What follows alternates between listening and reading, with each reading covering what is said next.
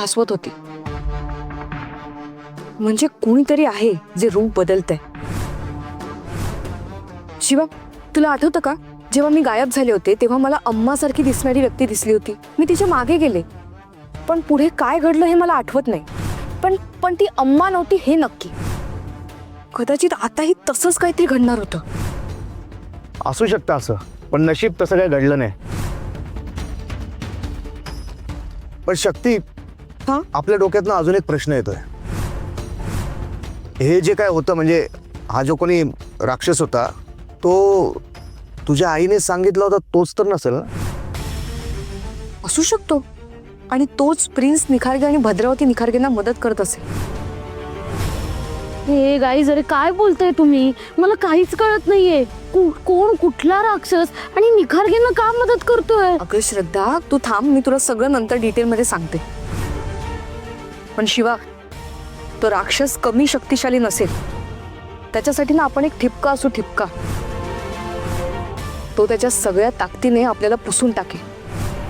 पण सध्या आपण त्याच्याकडे लक्ष न देता हाती घेतलेल्या कामावर फोकस करू.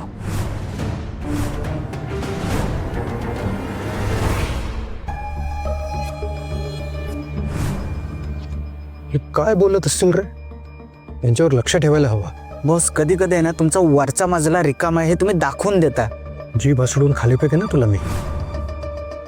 वरच्या मजल्यासकट वर जाशील तू.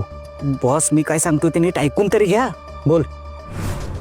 ते आहे ना शिवासोबत जी बोलते ना ती शक्ती नाही, चेटकोबा आहे. नाही, चेटकोबा नाही, ती शक्ती आहे शिवासोबत. नाही, काहीतरी घंटे माझं बॉस. मूर्ख, बावळट, बिंडूक.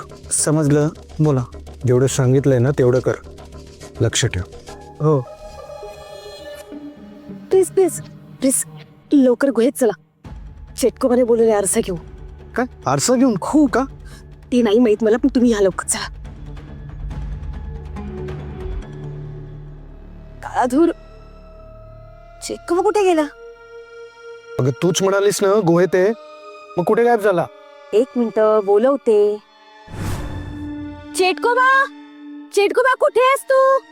प्रिन्स आले, आरसा आणलाय.